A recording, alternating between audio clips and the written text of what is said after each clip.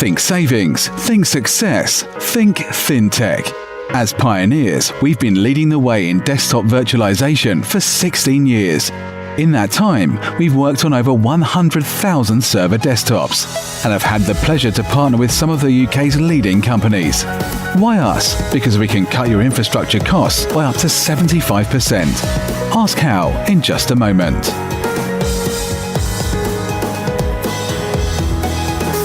Whether it's from 9 to 5 or 24/7, we're here whenever you need us. As for our solutions, they cover everything from Citrix health checks to hardware and multi-vendor support. Explore all our capabilities on our website, thintech.co.uk.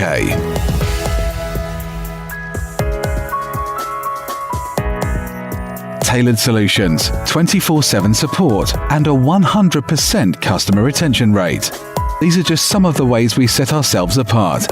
Our company is dedicated to your company's success. Discover our signature service for yourself when you're connected.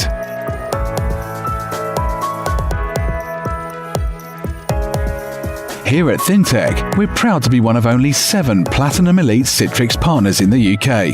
And that's not all we've got to shout home about. We've also won the UK's Best Desktop Virtualization Consultancy Business 3 years in a row. Put us to the test when we take your call.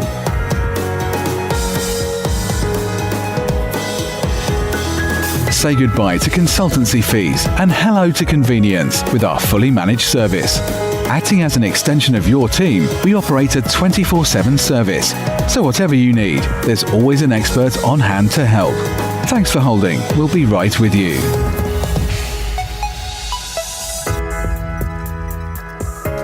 Your head shouldn't be in the cloud, but your data should, and we can make the journey for you.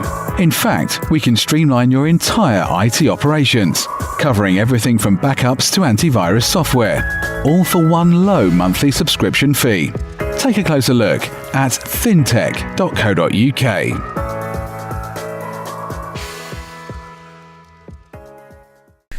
Hi everybody, it's Brett Loveday here from Thintech. Thanks for attending the webinar, and today's subject is all about a subject that is actually quite close to my heart, and this is about managing Windows profiles in virtual desktops. Now the technology that, or the methodology that I'm going to talk about today can be used for any technology. It's not just Citrix orientated, by the way. This is something that you can use on your fat client PCs, your virtual desktops, terminal services, VMware, Citrix. And I'm just going to talk to you a little bit about a journey about where we've come as an organization and what TPMM is and why we need it and how it's going to be useful for you guys. I want to state from the outset that this is a free tool, guys, that we give to you guys. It's a free product that we've developed over the years, and we give it away for free because we don't feel it's justified to be a commercial product, because all we're doing is actually just leveraging Microsoft technologies to manage profiles better. So it's called TPMM because it's short for Thintech Profile Management Methodology. In other words, it's not really a product. It's a methodology of managing Windows profiles. And as we go through into all of this later, and hopefully I don't bore you to death, you'll find that actually we've actually reached such a stage that we've actually eliminated the need for profiles altogether. So yeah, and that's a big leap forward because it's impossible for you to have profile related problems if you actually don't have profiles. So this session today is all about how we have eliminated the need for Windows profiles, and this is where TPMM comes into effect. But before we do that, we need to cover the first slide. Here is just talking a basic 101 lesson. For the people that know this already, I do apologise up front, but I think it's really important to state this because this is the reason why profile management considerations should be really important. But I'll breeze through this. But basically, when we're looking at virtual desktops in general, to me, I don't see virtual desktops. I see a collection of technology that needs to be bolted together in such a way that it gives the user a coherent experience. So for me, a virtual desktop really fits into 4 neat boxes. One is the desktop delivery piece, which is over here. The other one is, of course, the desktop is absolutely nothing, guys, without having any applications in it. It says the application piece we need to factor into it. And the third part is the remote capability within all of that. And the single most important piece that glues the whole lot together is the user personalization piece at the bottom there, and how we've kind of like virtualize that or extrapolate that out from each of these technologies. And yeah, I got a feeling as I go through this video that I may accidentally lose a few people, and I apologize for that, but all I can say to anybody that needs any further clarification, just reach out to me and I can go this into much more detail. But we're just going to breeze over this section here, but it will demonstrate what the problem is, which I will clarify later on down the line. But basically, if we start from the very, very basic, if you look at desktop delivery, there really are 2 types of desktops that can be delivered. One is what they call server-based computing, and server-based computing is where you're running Microsoft Windows terminal services, and you could or could not be, it doesn't matter whether you're running a broker on top of that. And in this example, we're talking particularly around Citrix because it's our preferred technology, but it could be VMware, it could be Teradata.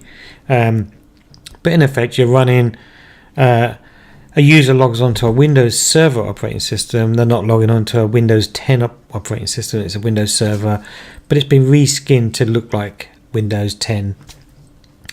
And the industry calls that server-based computing. And then you get something called VDI. And VDI is where you're generally running a copy of Microsoft Windows 10, and each user is given a full-blown copy of Windows 10. Now that could be from one master image, and you have 1,000 copies created from one master image, or it could be a private image where the hard drive is attached to it. Everybody gets their own hard drive, and that's the distinction I make between the two is a private and a pooled desktop. But I'll explain that in a little bit more detail in the next slides, and we'll talk about the use cases. But what we often find is, particularly with a lot of clients, is that the terminology VDI has become a bit confused, and we often talk to clients and they think this is VDI, this server-based computing, but it isn't. You know, the VDI is talking about running Windows 10, server-based computing about terminal services. So what we've done, and throughout the rest of this presentation and a lot of the documentation you'll see, is that we stopped using these industry terminologies because we found them just too confusing, and we actually came up with our own terminology. And for users that log onto a server OS to get their desktop, we call them server session desktops. For the simple fact is, you're logging onto a server, you've got a session on that server. There'll be other people with their own sessions on exactly the same server, but they're all getting a desktop. So we call that a server session desktop.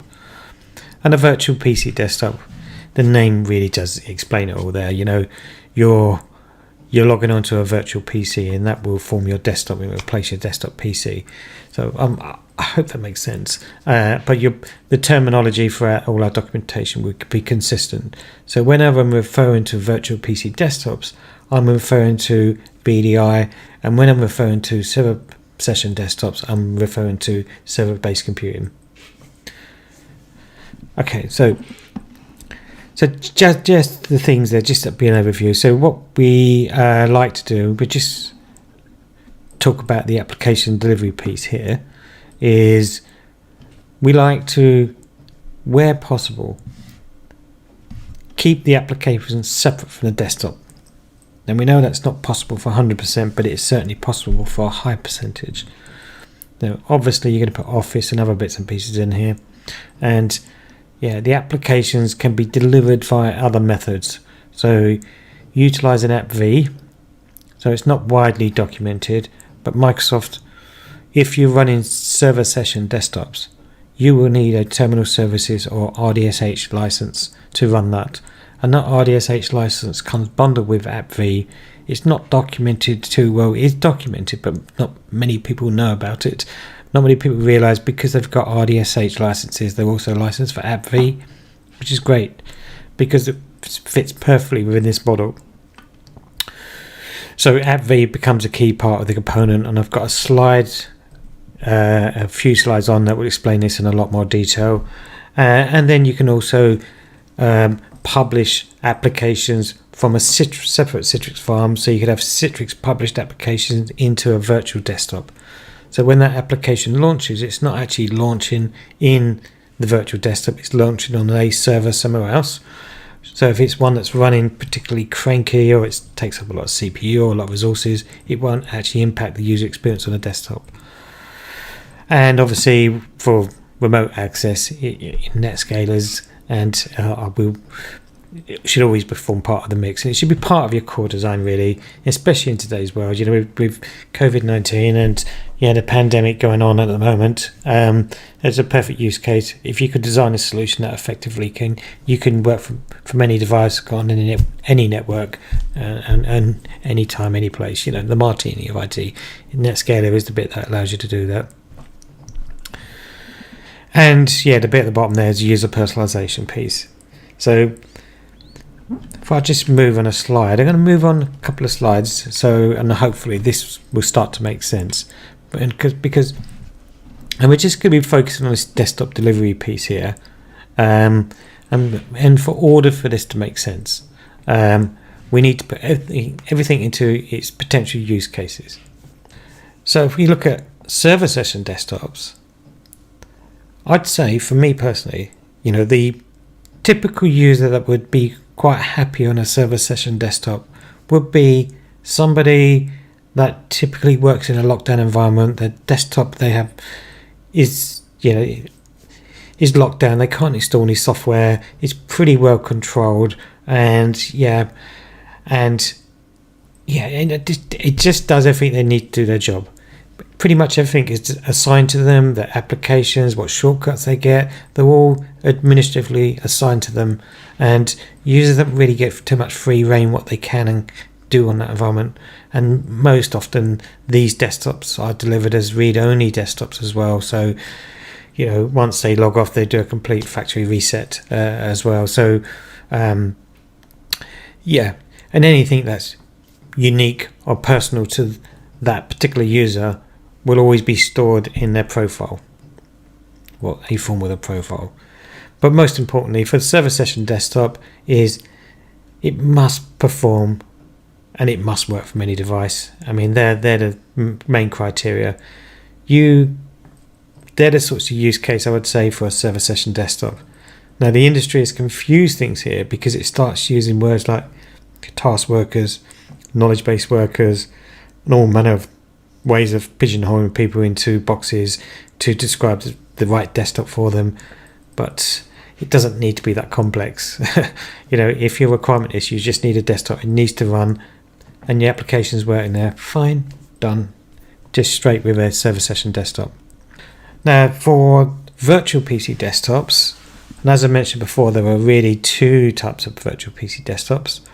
The first one being a pooled desktop. This is where you take one copy of Microsoft Windows 10, you use some provisioning tool, whether that's machine creation services or whether that's provisioning services, and you clone that as many times as you want as read-only images. So in effect, you've got one hard drive for if not hundreds, if not thousands of desktops, and they're all absolutely identical because they all come from one master image. And again, they're all read-only as well. Now, I'd say that the use case for this type of desktop would have been somebody that would have quite happily sat here on a server session desktop, but they can't. And they can't because it would be something that would sound like a poorly written application. There's a few that come to mind. Leap, the interactive whiteboards we see in schools, they're not many, but there are some applications that just will not run on a server OS, and for love of the money, we can't get them going on them. For those, we just say, right, simple answer. For those really quirky ones, we give them a pooled desktop. And for a private desktop, we do actually see more of a use case for private desktops than we do, say, in pooled desktops. Private desktops is where, instead of having one hard drive deployed to many thousands of desktops, each Windows 10 basically has its own private hard drive. And the use case for those are going to be your IT guys, your administrators, your power users, your CEO, the IT director, and you're going to want to put as much resource as they need. If they need 12 CPU cores, please, and 32 gigs of RAM, then do that. But give them a desktop that's private, and you do all the things that you need to do to back it up. And you can give them admin rights locally on those boxes to be able to install their own software. And so we definitely see a more of a use case for private desktops than we do over pooled desktops. So just before we move on to the stats and some more detail, I will say just one thing though. When it comes to server session desktops, and I say if, only if it's done properly, that the users will not notice any difference. If you give them a server session desktop, it will be absolutely identical to a virtual PC desktop. They will not be able to tell the difference. There is one, and I'd be interested if people leave comments if they know what that one is. I believe that's what it is, but treat it as a test. Okay, right, so moving on. If this is my view of the world, if I can say to you with very high level of confidence that I know that I can get over 95% of your user base quite happily working on server session desktops, and your remaining users can be mopped up with either pooled or private virtual PC desktops, it is actually possible to run your entire desktop end user computing estate in your data center, so it's nice and secure. So you could think of this as being a more strategic solution. Yeah, and as it's an end-to-end solution. So basically, 100% of your end user computing could be securely locked up in your data center, and then you can start thinking strategic. You can start thinking about things like BYO and those sorts of things, and it's this that allows that. And we've got many reference clients. If you want to talk to us about that, we've got clients that we could refer you to that have done exactly that. Right, if I move on to this next slide, there's a lot of complexity in this slide here, guys, so I'm going to do my best to explain it. But whether this is a virtual PC desktop or is a server session desktop, the desktop is here. The creation of that desktop. Here I mention about using Citrix Enterprise Layer Manager. This is not mandatory. However you get your core image, whether you manually created it, whether you're cloning it, you're going to want to install things that are obvious in there. You're going to want to install device drivers, Office, PDF printers, things that everybody's going to need, and things that integrate with the shell. And you might end up with different images. For example, you might have one for finance, and you might have one, a general one for everybody, but we often find that finance often needs its own specialized desktop because of their own specialized application requirements. So you end up with your image. Now, ELM is a great way of managing that, but this video's got nothing to do with ELM, so I will not be discussing that today. So at this stage here, you've got an operating system, and whether that's Windows 10 or it's Windows Server 2016 or 2019, with very few applications in it. And then you present that to the users, and then you're going to want to say, right, okay, the applications need to be deployed into that desktop, by one means or another. And so our first preference and port of call is to say, don't install them in the image, because the more you install in the base image, the more maintenance that you're going to have to do on that image. Every time there's a change to an application, you're going to have to crack open the image, make a change to that image, and redeploy it to everybody for every application. So the least amount you can get, and the best it is, the easier it is to manage. So if we go to great efforts to make sure that we extract out as many applications as we can from the core image, life becomes a lot easier for you guys. And this chart here sort of demonstrates my thinking process around how I view it. And this works in any size organization. And so if you're dealing with 10 applications, hundreds, and we've dealt with clients with thousands of applications, even when you start getting above 50 applications, the idea of getting them all neatly working in one image is unrealistic. And it's, you would just build a rod for your back. It's the most difficult thing in the world to do. So the more, again, you can separate out from the desktop, the better it will be for you. So we've got our desktop, and we're ignoring which flavor it is at the moment. And then we want to get the applications in there. And so we choose an application, and I have this flowchart, and it basically says, is the application pre-packaged? And when I say pre-packaged, I mean, has it been, particularly if you're running on terminal services, for example, a server operating system, most of the next installs are not great. They often require some tinkering. So you often require a packager to package and transform those. So when I talk about are they packaged, this is where you do application packaging and use a packaging tool, and any sort of customization should go into its custom transform and such forth. And once you've got it packaged, you then decide, is it compatible with AppV? And not shown in this slide deck, I do have a slide deck that shows what's compatible with AppV and what's not.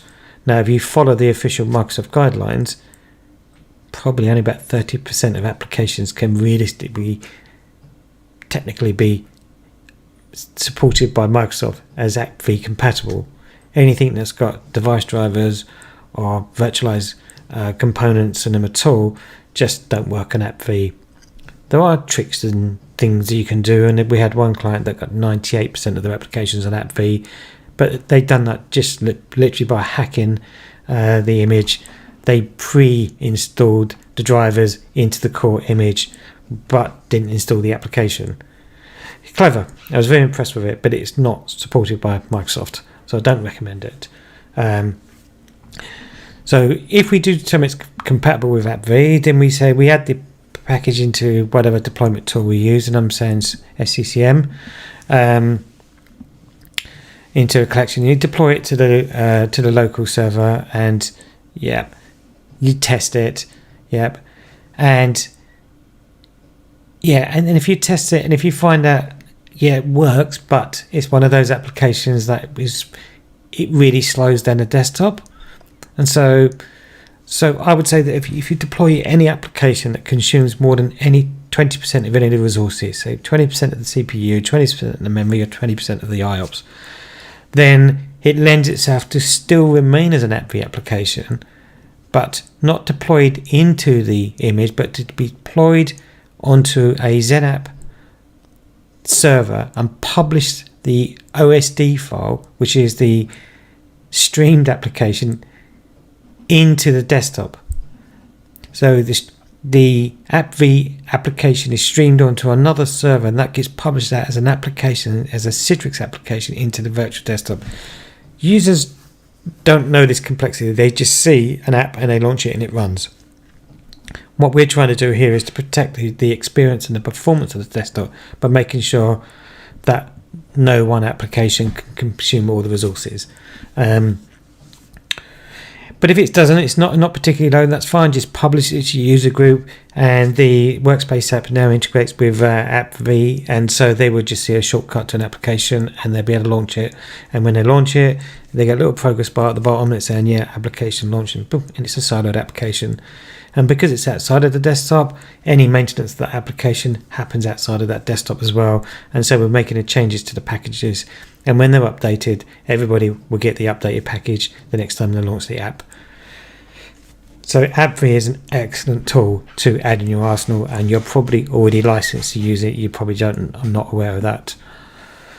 Now, if it's not compatible with AppV, then we say we confirm whether it's compatible with XenApp. And sorry for the old terminology here, just old school here. So which is now called Citrix Virtual Apps and Desktops, or Citrix Virtual Apps. But in old money, it's called XenApp. And most applications typically are. There are very, very few that are not. And so once we confirm it's compatible with XenApp, we then confirm whether it requires any form of isolation. Examples being, if you've got applications that have different Java versions and things like that, then that might need to be isolated. Or you're running the same product but different versions, like I don't know, Visio, and click to run version of Visio, and you've got a full-blown version of Visio installed in a XenApp. You can isolate the two. But provided it doesn't need isolation, we just stream that application straight to the user's desktop, and they just see a shortcut and launch it, and it would just launch as a published application within their desktop. Okay, if it does require application siloing, then we would deploy that onto another XenApp box, and we would publish it as a published application, and then launch that into the desktop as well. So that can allow us to run different apps with different Java requirements and manage complexity like that. And we come back to this part here where we didn't cover the no section. If the application is not compatible with XenApp, and then we can then fall back to what we call Citrix app layering. And app layering is where we install it into a virtual hard drive that gets attached at the point of logon, and it presents itself as a native application. Then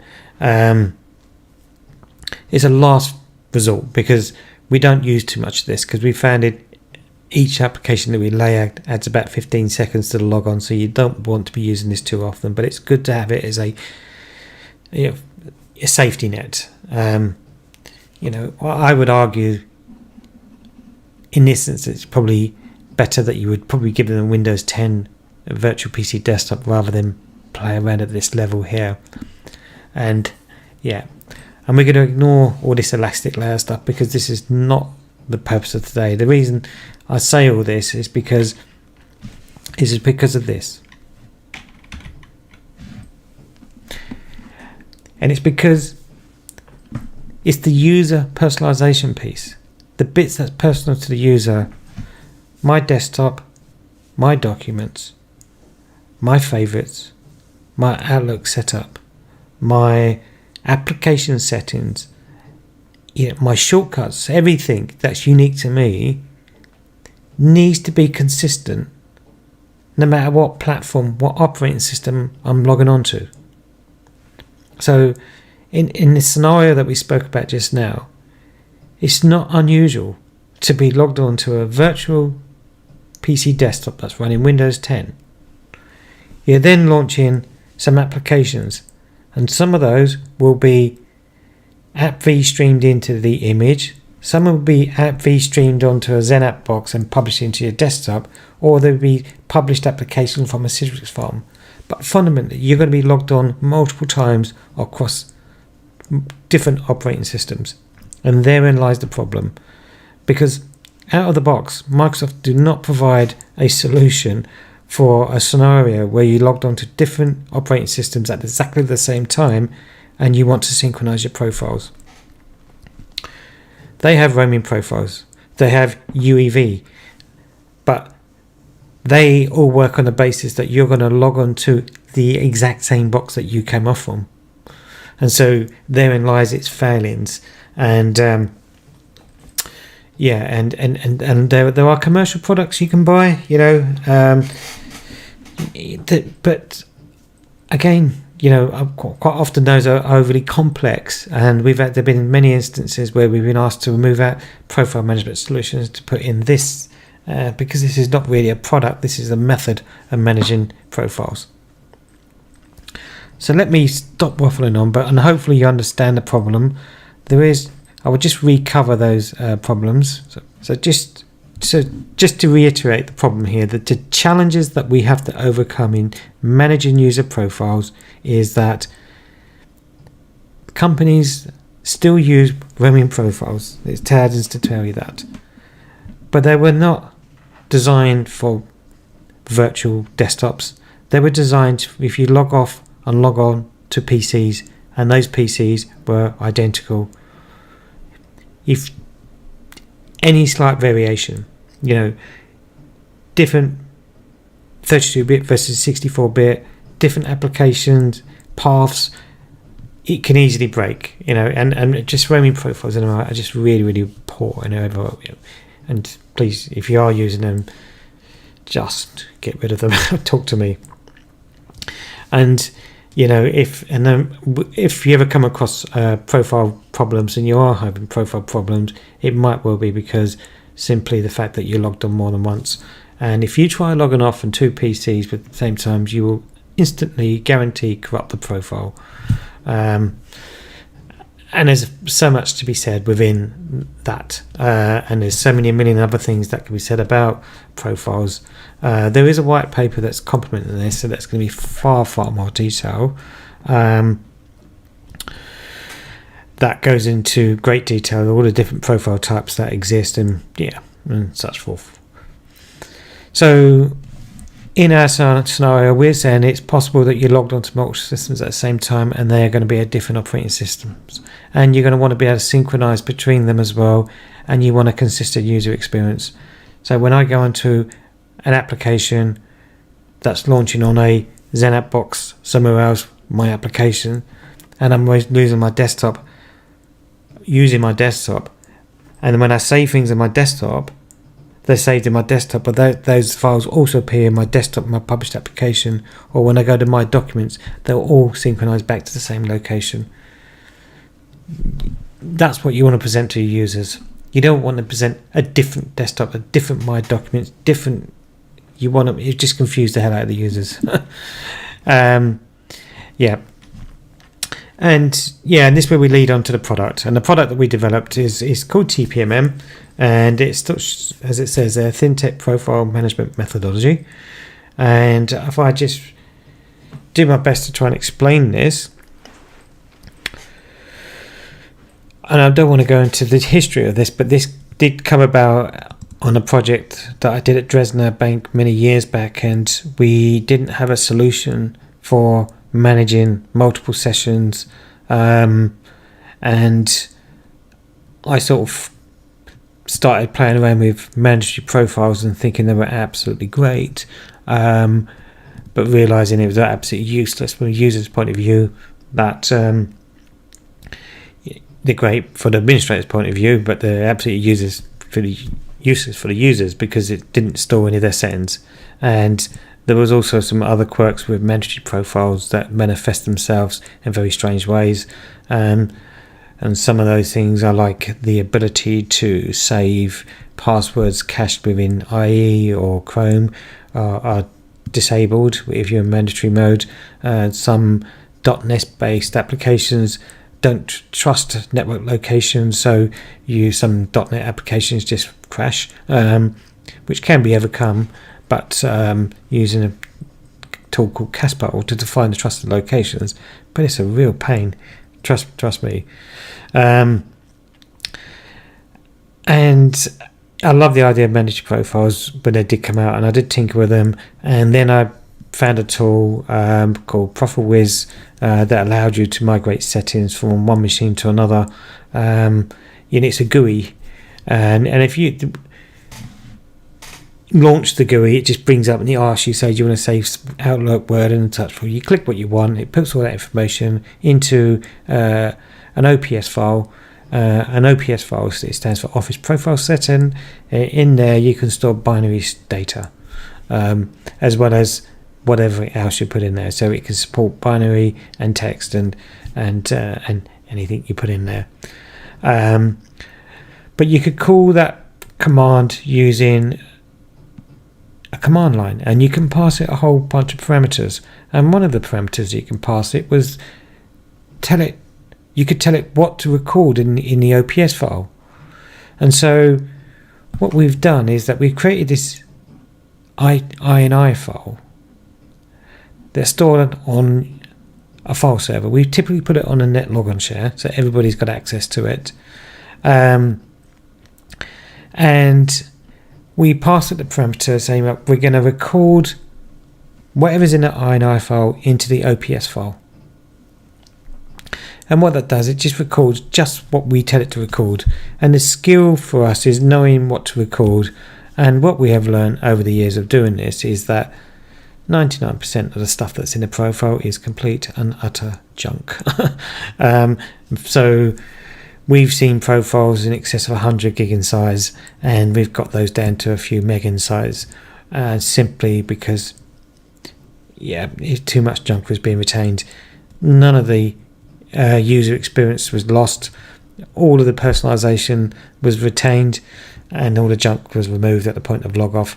So that freed up a whole chunk of data on the file server. It does a multitude of things. So one, it improves the user logon speed, because they're not restoring a 100 gig profile when they log on, it's a couple of meg, which makes it super quick. And it, that improved logon time has a multitude of consequences as well, because one of the single most intensive things you can do to any sort of Citrix terminal services or virtual environment is to log on. Logging on is when you're putting the backend systems under its greatest strain, and so we often have to think about that, and we have to think about what's the maximum simultaneous logons that the hardware underneath can actually support, and we call that the logon storm. So from 8:30 in the morning to 9:30 in the morning, you've got an hour's window there where pretty much everybody's going to be logging on, depending on the size of the organization. I mean, that could be hundreds, if thousands. And if you ever have any experience in your environment, people say, it starts off really slow in the morning, then it speeds up. It would be because the underlying system is struggling to log everybody on. Because at the point of logon, you could be consuming in excess of 200 IOPS, input output per second on the disk, which will be its biggest bottleneck at the point of logon. So keeping it as short as possible is one of the best, most simple, easy things you can do to improve user experience, especially during logon. If we've got everybody with quick logons, it reduces the strain on the backend servers. So we pass this parameter that with the INR file, we say this INR file, we're telling it what to record, and that gets stored in the user's home folder. And all it is just a script that we wrote. It's a log-off script that creates this OPS file. And because everything that's pertaining to the user is stored within that OPS file, we don't actually need a profile anymore. They can get a virgin profile every time they log back in. And so what we then do is we store that OPS file in the user's home folder. We change a flag on the registry switch to say that the profile type is temporary after we've done the recording, and then that automatically gets deleted at the point of log off.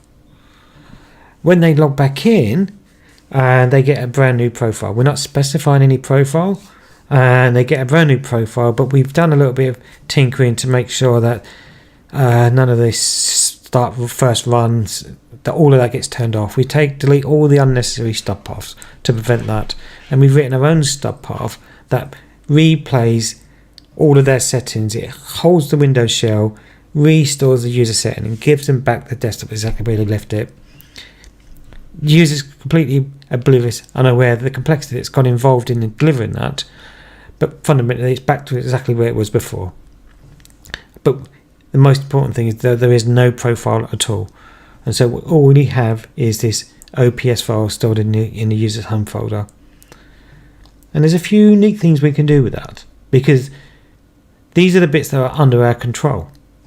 Because it's simply as a script. This is something that we can say, okay, for resilience, I can not only just create an OPS file, I can create a history of the last, say, 5 OPS files. Because they're so small, I could do timestamp check-in at the point of log off and saying, you will overwrite the previous day. So we can create like the last 3 to 5 days profiles stored within a user's home profile settings. And if something did go a bit quirky, you can issue self-service, because we can put a little batch file on the user's desktop that says restore my settings, and it will pull back the previous day's OPS file, puts it into the current one, and restores the settings exactly where it was. Now, alongside all of this, redirection is really, really key. So redirection is really important for the desktop, your documents. We recommend you don't save the downloads folder, but you can redirect it. Downloads folder tends to have a lot of junk in it. So I'll leave that one up to you, but you can redirect that again, stored to the user's home folder. So when they when they log on off, they're not pulling all that data across, because it's redirected back to the user's home folder. And we do that in a way by working what we call to a known constant. And a known constant in this instance is that we will enforce a local policy on the box, which is a machine policy that gets applied no matter who logs onto this box, that the home drive location will be drive letter, usually H, but it could be anything, and that drive letter H will map their home drive. And because it's a local policy, it will take precedence over any other policy that's set anywhere else. And so I can say with 100% certainty, no matter who logs onto these boxes, they will have a home drive mapped to a location that will be drive letter, in this example, H. So, and that's important, because when it comes to redirection, don't use group policies to do that, because group policies are quite limited in terms of what you can redirect, and they can actually slow down the logon as well. And if you're going to use redirection, you're going to want it to run it as quick as possible.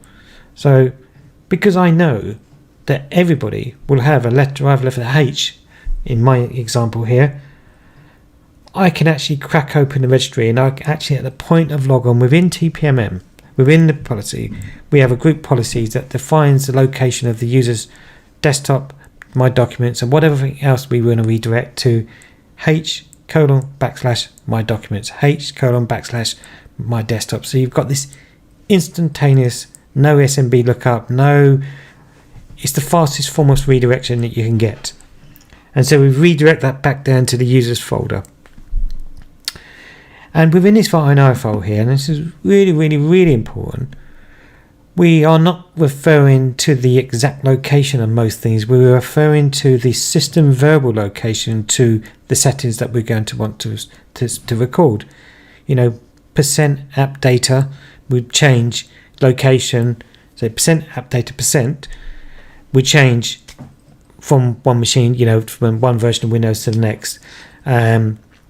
And likewise, current user registry settings, we just refer to the system variables. So we use system variables only within the INI file. And that's really, really important, because when I record the settings using system variables and I replay them back using the system variables, you could take settings from Windows Server 2016 or 2019 and replay them back on Windows 7, and they will work absolutely fine. because they will always play them back in the right location. So this is agnostic to the underlying operating system.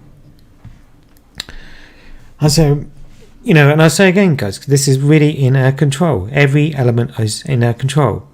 And if we go back to the slide here, and we're in the scenario where you've got a user logged onto a desktop and they've got a published application and they've got different applications over there, we can have a separate INI file for just those individual applications. Or if you've got more than one application on those servers, so you can have different INI files for those. And so you never conflict because you're in full control of this. So you can have multiple INI files and you can replay the settings to just one single application, and even just one tiny setting with one applications. And when we do those, I mean, they are literally kilobytes in size. So yeah, if I just go back to TPMM, so I replay it all again. So I hope this all makes sense to you guys. So we're using a tool that records at the point of log off everything that's personal to the user into a binary file into their home folder, which we know the location of, which would be drive H. We keep multiple copies of that. The user then logs back on. Injected into the group policies a custom stub path that basically calls back a command line version of this, and instead of saying save or record, it uses the /R to replay. So the custom stub path is basically the logon script, and it's written as a custom stub path, so it's run under the context of the user. So we know that any group policy settings that you defined beforehand, like drive mappings and such forth, they will be there and effective. And the stub path will literally hold the shell of the users. And this time we're telling it to launch tpmm.exe, but this time we're telling it to replay the settings, and we give it the path where the OPS file has been stored. And it will replay all of the personalization, and then when it's finished, the shell is released and it's given back to the users. And yeah, and all the while they're using the system, it's cached on their system at them, and it won't take effect again until they log back off. So, and because of that, we have eliminated the need for any profiles at all, and it's practically impossible to have a profile related issue if you've got no profiles. So that was today's lesson, guys. So if you really want to know any more, I just can't emphasize enough, this is a tool that I just want to give away to people.